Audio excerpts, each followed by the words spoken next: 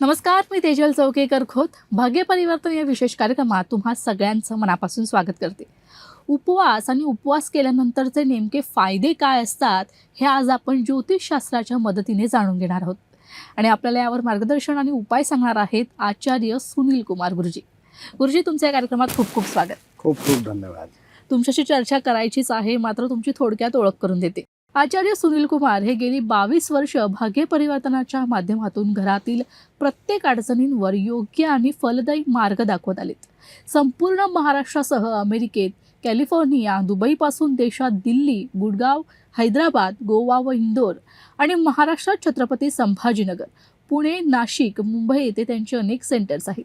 आपणास आपल्या कुठल्याही प्रकारच्या समस्यांवर हमखास उपाय हवा असल्यास स्क्रीनवर दिलेल्या फोन नंबरवर संपर्क साधून आपले शंका निरसन तुम्ही करून घेऊ शकता. चला तर मग चर्चेला सुरुवात करूया. सर, माझा पहिलाच प्रश्न असा आहे की कोणता उपवास कोणाला कधी फायदेशीर ठरेल, आपण हे कसं जाणू शकतो? खूप चांगला प्रश्न केला तुम्ही. काय असतं, खूप लोक उपवास ठेवतात. कोणी सोमवार, मंगळवार, गुरुवार, शुक्रवार, शनिवार. पण मी फक्त तुम्हाला एकच सांगू इच्छितो, तुम्हाला आयुष्यात काय पाहिजे ते तुम्ही बघा. आणि नंबर 2, तुमची कुंडलीमध्ये कोणता ग्रह योगकारक आहे. जर गुरु योगकारक आहे तर तुम्हाला गुरुवारचा उपवास ठेवायचा. शुक्र योगकारक आहेत आणि शुक्र राजयोगच्या कारक आहेत, म्हणजे शुक्रमुळे तुम्हाला राजयोग तुमच्या जागृत होणार आहे, तर तुम्ही शुक्रवारचा उपवास ठेवा. कधी कधी काय असतं, शनी तुमच्या मार्केश आहे आणि तुम्ही अजून दुसरे उपवास ठेवताय आणि उपवास ठेवता खूप वर्षापासून उपवास करताय, पण त्याचा काही लाभच होत नाही तुम्हाला. याचा अर्थ काय? याचा अर्थ असा आहे, कुंडलीमध्ये निश्चितपणे कोणता ना कोणता तर ग्रह तुमच्या वक्री किंवा क्रूर आहेत, म्हणून तुम्हाला तो त्रास देतो. तर तुम्ही सगळ्यात आधी आपली कुंडलीमध्ये बघा कोणता ग्रह योगकारक आहे. त्या ग्रहाचा जर उपवास ठेवला, म्हणजे ज्या चंद्र योगकारक आहे तुमच्या मन लागत नाही, मन एकाग्र होत नाही आणि तुमचं लग्न होत नाही, पैसे भेटत नाही, खूप संघर्ष तुम्ही करताय, तर सोमवारचा उपवास ठेवा तुम्ही. पण हे आधी बघून घ्या. कधी कधी काय असतं की बाबा आपल्याला लग्न करायचं, लग्न होत नाही आणि आपण हनुमानजीची पूजा करताय आणि मंगळवारचा उपवास ठेवता आपण, तर कसं लग्न होणार? ते शक्यच नाही आहे. तर तुम्हाला आयुष्यात काय पाहिजे? तुम्हाला यश पाहिजे, धन पाहिजे, की तुम्हाला अजून काय पाहिजे? जे तुम्हाला पाहिजे ना, त्यानुसार तुम्ही उपवास ठेवा, तर तुम्हाला यश भेटणार. तुम्हाला जे काही तुमच्या आयुष्यात हवं आहे ते तुम्हाला भेटणार. पण एकदा कुंडली बघून घ्या किंवा तुमची मनोरथ, तुमची मनोकामना ते एकदा बघा की आपल्याला आयुष्यात म्हणजे काय आपल्याकडे कमी आहे, त्यानुसार जर तुम्ही उपवास ठेवला तर तुमच्यासाठी तो उपवास तुम्हाला यश देणार. नक्कीच. गुरुजी, तुम्ही आता म्हणालात की कुंडलीतील ग्रह पाहून उपवास ठेवणं गरजेचं आहे, तेव्हाच तो उपवास आपल्याला लाभू शकतो. मात्र कुंडली सांगते का की कोणत्या देवीची पूजा करायची, कोणत्या देवाची पूजा करावी, असं कुंडली सांगते का? हो, तुमचा भाग्येश कोण आहे. जर भाग्येश तुमचं चंद्र आहे, तुम्ही महादेवची पूजा करा. भाग्येश म्हणजे भाग्याचा स्वामी, जे आपला कुंडलीचा जे 9वा स्थान आहे त्याला आपण भाग्यस्थान म्हणतो, आणि त्याचा स्वामी जे आहे तो भाग्येश. तर भाग्येश तुमचा जर मंगल आहे तर तुम्ही हनुमानजीची पूजा करा.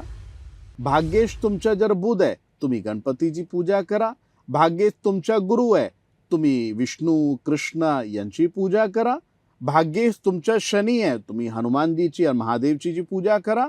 तर कुंडली अनुसार तुम्ही हे जाणू शकता की तुम्हाला कोणतं देवी देवताची पूजा करायची. ज्यानुसार तुम्ही पूजा केली आणि तुम्हाला पहिल्या दिवसापासून असं नाही की तुम्ही 20 वर्षापासून तुम्ही खूप पूजा करताय, पाठ करताय, तुम्हाला काही लाभ नाही, कधी यश भेटला नाही, खूप संघर्ष करताय, मग एक दिवस आपल्या आयुष्यात असा येतो, आपला देवांवर विश्वास राहत नाही. अरे बाबा, आपण इतका करतो आणि कधी कधी आपला जे शेजारी माणूस आहे त्याला आपण बघतो तो काही करत नाही, त्याच्याकडे गाडी बंगलो आहे, हे सगळं काही आहे, आपल्याकडे काहीच नाही, आपण इतकं करतो. तर हा जे अविश्वास जे आहेत त्याच्या मागे कारण अजून दुसरं काहीच नाही, आपलं जे अज्ञानता, म्हणजे जे ज्ञान नाही आहे आपल्याला, त्यानुसार जर आपण पूजा पाठ आणि ते जर आपण मजदुरी सारखी केली आणि अपेक्षा खूप मोठी ठेवली की आपला ह्या पाठाने ह्या पूजाने या देवताची पूजा केली तर आपल्याला हे भेटणार ते भेटणार. आणि कधी कधी तर अजून एक काय विषय घडतो की आपण 2 वर्ष हनुमानजीची पूजा केली, काही भेटला नाही, आपण लगेच ट्रान्सफर झालो महादेवकडे, आपण गेलो महादेवकडे. आता महादेवची पूजा केली 1 वर्ष, काही झाला नाही, लगेच ट्रान्सफर केला आपण देवीकडे. असं पण लोक करताय. तर जर आपण असं केलं ना तर म्हणजे यासारखी चूक करणं, तुमचे पूर्वज ते पण तुम्हाला अभिशाप देत आहे आणि जे तुम्ही ज्या देवी देवतांची पूजा करताय ते पण तुमचा सपोर्ट करत नाही. म्हणजे त्यांचा आशीर्वाद जर पाहिजे तर ते पण तुमची खूप परीक्षा घेत आहे. तुम्ही परीक्षामध्ये प्रथम श्रेणीमध्ये उत्तीर्ण व्हा, तुम्ही असं करून घ्या. आणि दुसरा, कुंडलीनुसार जर तुम्ही देवी देवतांची पूजा केली, तुम्हाला पहिल्या दिवसापासून तुम्हाला रिझल्ट मिळणार 100%. नक्कीच. म्हणजे गुरुजी, कुंडलीत पाहून आपण देवीची उपासना किंवा पूजा करणं गरजेचं आहे. पण कधी कधी ना लोकांना माहीत नसतं की कोणत्या देवाला नेमकं काय अर्पण करावं, आणि कधी कधी चुकून काही गोष्टी त्यांच्याकडून अर्पण होतात. त्यावेळेस नेमकं काय करावं ती चूक झाल्यावर? जोपर्यंत आपल्याला माहिती नाही आहे तोपर्यंत जर तुम्ही काही केलं त्याची श्रेणी अपराध आहेत. म्हणजे तो पाप नाही आहे, त्याला आपण अपराध म्हणतो. आणि अपराधसाठी क्षमा आहेत. म्हणजे तुम्ही चुकीने तुम्ही काही केलं त्याला आपण भावपूजा म्हणतात. म्हणजे भावमध्ये येऊन तुम्ही अर्पण केलं आणि भावपूजाच्या तुम्हाला कधीच म्हणजे पाप लागत नाही. कसं का तुम्हाला माहिती नाही आहे.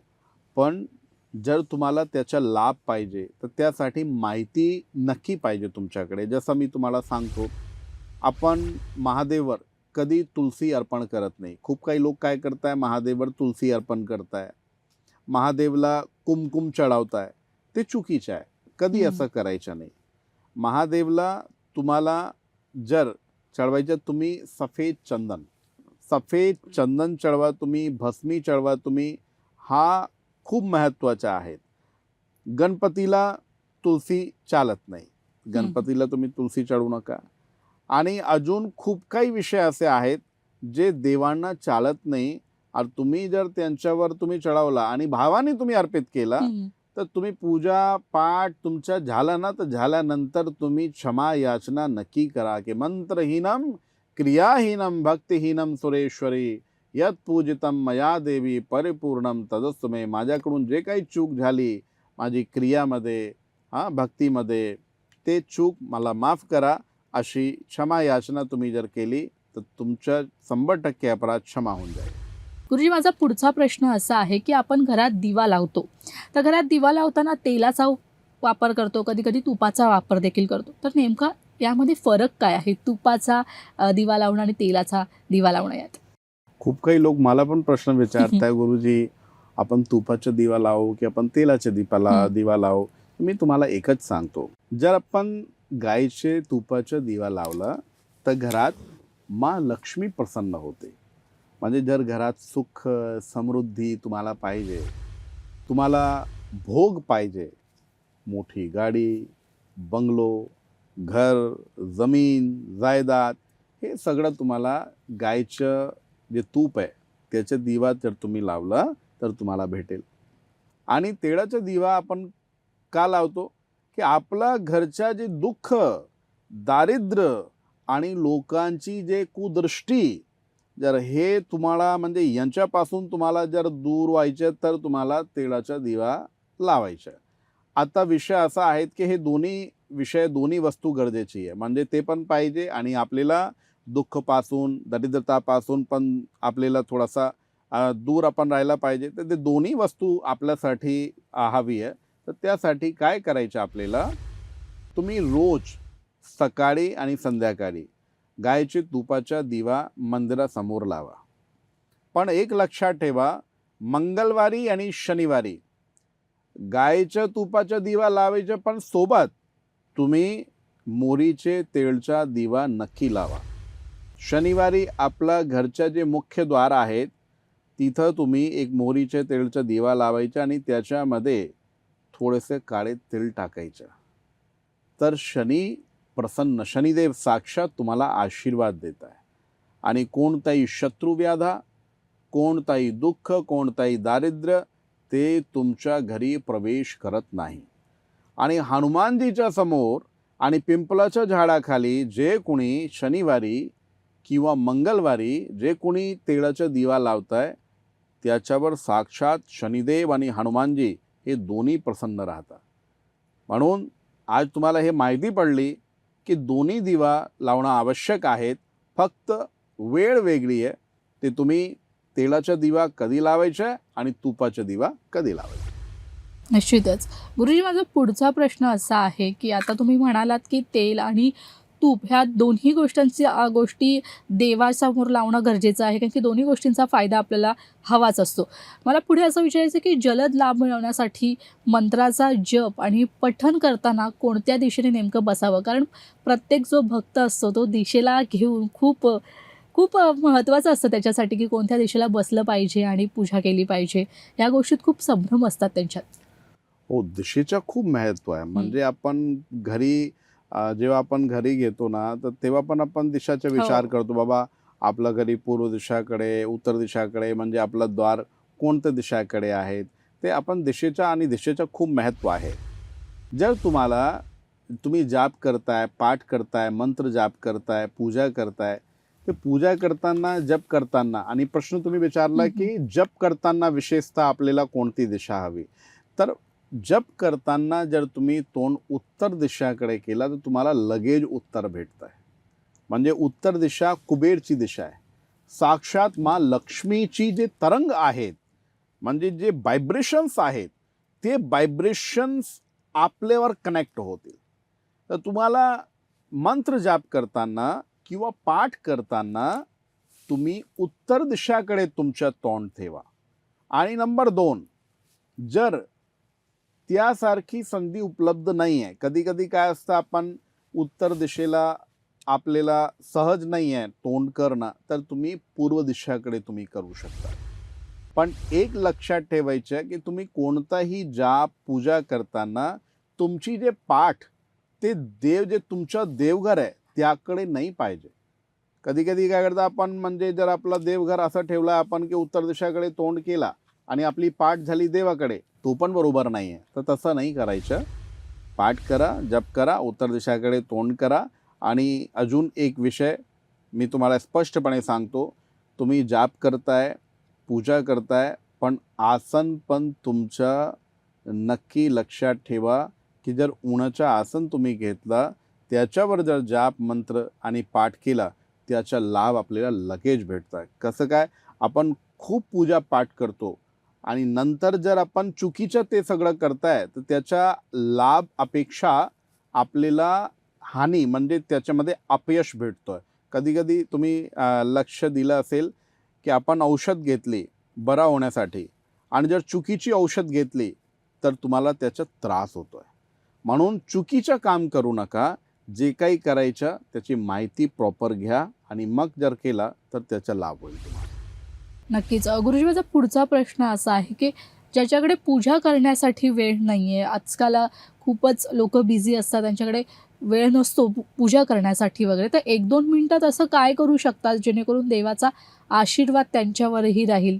कारण जरी आपण भक्ती करत नसलो तरी आपल्या मनात देवाची श्रद्धा असते. त्यासाठी मी सांगतो, ठीक आहे, तुमच्याकडे अर्धा तास 1 तास नाही आहे तुमच्याकडे, तर तुम्ही काय करा, तुमचं जे देवघर आहे घरातून बाहेर पडताना एकदा आपलं जे देवघर आहे ना तिकडे दर्शन नक्की करा. दोन्ही हात जोडून नमस्कार करा आणि तुम्ही ज्या कामासाठी तुम्ही जाताय ते तुम्ही देवांसमोर म्हणा, तर त्याच्यामध्ये तुम्हाला खूप चांगलं यश भेटणार. नंबर 2, तुम्ही घरी आल्यावर परत तुम्ही देवांकडे जा आणि तिकडे नमस्कार करा. याच्यामध्ये 2 मिनिट सुद्धा लागणार नाही. आणि जे तुम्ही 2 मिनिटाचे जे उपाय तुम्ही विचारला की काय केलं पाहिजे, तुम्हाला एकच सांगतो, हनुमान चालीसाच्या पठण. याच्यामध्ये तुम्हाला जर एकदा लर्न झाली ना, तर तुम्हाला 2 मिनिटं सुद्धा लागणार नाही. तुम्ही बसून हनुमान चालीसाचा पाठ करू शकता. हनुमान चालीसाचा पाठ करून जर तुम्ही बाहेर गेले, आता त्याच्यामध्ये किती वेळ लागतो? फक्त 2-3 मिनिट. तर 2-3 मिनिटात होऊन जाईल. जास्त तुम्ही काय करू नका. तर हे केल्यानंतर तुम्ही जर बाहेर गेले तर 100% मी तुम्हाला सांगतो, तुम्हाला खूप जबरदस्त त्याचा लाभ भेटणार. आज मी इथं बसून, मी नाव कुणाचं घेणार नाही, पण खूप काही इतके मोठे मोठे केंद्रीय मंत्री ज्यांच्याकडे 1 मिनिटाचा वेळ नाही आहे, आणि राज्यमंत्री, म्हणजे तुम्हाला पण माहिती आहे किती बिझी राहतात ते, पण ते पण बाहेर निघताना, बाहेर पडताना कमी ते कमी हनुमान चालीसाचा पाठ करताय, हे मला खूप चांगली माहिती आहे. म्हणजे इतके मोठे मोठे लोक जर ते करताय तर तुम्ही पण करा. कधी असं करू नका की नाही आपला फक्त कर्मावर विश्वास आहे, आपण फक्त कर्मावर विश्वास ठेवा, कर्म करा. पण कधी वेळ आली ना की तुम्हाला दुःख, दारिद्र्य कधी जर तुमच्या समोर आला तर ते देव तुमच्या रक्षण करणार, तुम्हाला आशीर्वाद देणार. निश्चितच. गुरुजी, आता तुम्ही म्हणालात मगाशी की कुंडली पाहून आपण देवावरचा म्हणजे उपवास करणं हे महत्त्वाचं आहे. मात्र अशा अनेक गोष्टी आहेत लोकांच्या मनात की शनिवार असेल तर काळ्या रंगाचे कपडे घालू नये, काळा रंग अवॉइड करावा, असे अनेक प्रश्न लोकांच्या मनात असतात. तर त्यावर तुम्ही काय सांगाल? मी एक साधारण उत्तर देतो मी तुम्हाला. कृष्ण म्हणजे काय? कृष्ण म्हणजे काळा. काळा. कृष्णाने ते स्वरूप धारण केलं. असं काही नाहीये की तुम्ही शनिवारी काळे कपडे घालू शकत नाही. आणि मला खूप काही लोक जेव्हा काळे कपडे घालताय ना, मी पण जेव्हा सुद्धा घालतो ना, ते लोक खूप छान वाटताय. म्हणजे त्यांचा ओरा वेगळा वाटताय. आणि अजून एक विषय, माणूस तयार होऊन जातो खूप चांगली ड्रेस घातली तर दृष्टी लावू नये यासाठी काय करतो तो काळा टिक्का. म्हणजे काळा रंग वाईट कसा ना? असं नाही आहे. याच्या अर्थाचं जर तुमच्या शनी कुंडलीमध्ये वक्री आहेत, मेष राशीमध्ये आहेत, अष्टम आहेत, षष्टम आहेत, मग तुम्ही काळा कपडा अवॉइड करा. पण हे नियम सगळ्यांसाठी नाही आहे. तुम्ही काळे कपडे घातले, खूप काही लोक तर फक्त काळे कपडे घालताय. खूप काही लोकांना मी पाहतो. आणि खूप काही लोकांच्या लकी कलर पण ब्लॅक आहेत. ते म्हणताय गुरुजी, जेव्हापासून तुम्ही सांगितलं की तुम्ही ब्लॅक गाडी घ्या, आणि मी ब्लॅक गाडी घेतली, आणि ब्लॅक गाडी घेतल्यानंतर माझ्याकडे अजून 5 गाडी आली. म्हणजे असं नाही आहे की तुम्ही काळे कपडे घालू शकत नाही, तुम्ही हे करू शकत नाही. सगळ्यांसाठी सगळे नियम राहत नाही. तुम्ही एकदा कुंडली तुमची बघून मग तुम्ही ठरवा की तुम्हाला कोणता रंग घातला पाहिजे, कधी घातला पाहिजे. जर कुंडली बघून हे सगळं तुम्ही जर ठरला तर जास्त चांगलं होईल तुमच्यासाठी, आणि कधी भविष्यात आयुष्यात तुम्हाला धोका, अपयश तुम्हाला भेटणार नाही. निश्चितच गुरुजी, आता तुम्ही मला सांगितलात की काळा रंग देखील शुभ असतो आणि काळ्या रंगात आपलं व्यक्तिमत्व देखील खूप खुलून दिसतं. मला असा पुढचा प्रश्न असा विचारायचा आहे की आपण घरात अनेक स्त्रिया आहेत, महिला आहेत, त्या 16 सोमवारचे व्रत करतात, वैभव लक्ष्मीचे शुक्रवारचे उपवास करतात. मात्र काही अन्य कारणांमुळे किंवा परिस्थितीमुळे त्यांना उद्यापन करता येत नाही. जर उद्यापन समजा केलं नाही तर उपवास लाभत नाही, असं काही आहे? हो, याच्यामध्ये काय, जर तुम्ही संकल्प घेऊन तुम्ही 16 सोमवारचे उपवास केले, 16 गुरुवारचे उपवास केले, संतोषी माताचे उपवास केले, वैभव लक्ष्मीचे उपवास केले, एकादशीचे उपवास केले, जर तुम्ही यासारखे उपवास तुम्ही करताय आणि तुम्हाला ते उपवास आता सोडायचे, 16 सोमवार तुमचे कंप्लीट झाले, आता तुम्हाला उद्यापन करण्याची वेळ आली, आणि तुम्ही जर उद्यापन नाही केला, म्हणजे तुम्हाला माहिती नव्हती, मग तुम्ही उद्यापन नाही केला, तर तो एकदम बरोबर नाही आहे. म्हणजे 16 सोमवार, 16 गुरुवार आणि जे तुम्ही संतोषी माता, वैभवलक्ष्मी जे काही तुम्ही व्रत ठेवलं त्याचं उद्यापन करणं खूप गरजेचं आहे, जर तुम्हाला त्याचं फल पाहिजे. मी हे म्हणत नाही की तुम्ही जे केलं त्याचा तुम्हाला लाभ भेटणार नाही, पण जर तुम्ही उद्यापन केलं तर ते तुमचे जे उपवास आहे ते पूर्ण होत आहे. आणि त्याचा लाभ तुम्हाला लवकर भेटतो, तुम्हाला यश भेटतो त्याच्यामध्ये. म्हणजे तुम्ही ज्या मनोकामना मनोरथसाठी तुम्ही ठेवलेले उपवास आहे त्याचा लाभ तुम्हाला लगेच भेटतो. तुम्ही उद्यापन म्हणजे असं नाहीये की तुम्हाला काही खूप मोठा तुम्हाला नियोजन करायचं आहे. म्हणजे ज्या उद्यापनमध्ये तुम्हाला म्हणजे तुमचे खूप पैसे लागताय तसं तुम्ही करू नका. तुम्ही छोटा नियोजन करा आणि छोटा नियोजन करून तुम्ही ते उद्यापन करू शकतात. उद्यापन म्हणजे तुम्ही जे संकल्प घेतला होता, जे उपवास केले तुम्ही, त्याच्या तुम्ही आता तुम्ही पूर्ण करताय. म्हणजे जसं आपण यज्ञ ठेवताय ना आणि त्याची एक पूर्णाहुती राहते. म्हणजे पूर्णाहुती जर तुम्ही नाही केली आणि यज्ञ केला तर त्याचा तुम्हाला लाभ भेटत नाही. तर यज्ञ करताना जसं आपण लक्ष ठेवताय की पूर्णाहुती केली पाहिजे, तसंच तुम्हाला उपवासच्या उद्यापन करणं हा खूप गरजेचं आहे. ते करा आणि नंतर तुम्हाला त्याचा लाभ आणि तुम्हाला यश त्याच्यामध्ये 100% भेटणार. निश्चितच गुरुजी खूप छान माहिती आणि खूप छान मार्गदर्शन केलं आणि ज्योतिषशास्त्राबद्दल किती माहिती तुमच्याकडून लोकांपर्यंत पोहोचवली, प्रेक्षकांपर्यंत पोहोचवली, त्यासाठी खूप खूप धन्यवाद. आणि तुम्ही इथे आलात, वेळात वेळ काढून, त्यासाठी खूप खूप धन्यवाद. खूप खूप धन्यवाद आणि खूप खूप आशीर्वाद. श्रीर्वर्चस्वम् आयुष्यम् आरोग्यम् मार्गदर्शनम् महिते धनं धान्यं पशुं भपूतलां शतसंवत्सरं दीर्घमायुः. भाग्य परिवर्तन या विशेष कार्यक्रमात वेळ झाली इथेच थांबायची. पुन्हा भेटूया नवीन विषयासहित. तोपर्यंत तुम्ही कुठेही जाऊ नका, पाहत रहा लोकशाही मराठी.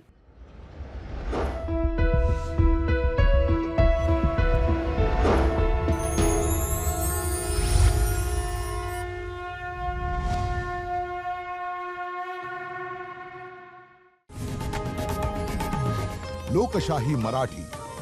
ऐका, पहा, जागरूक रहा.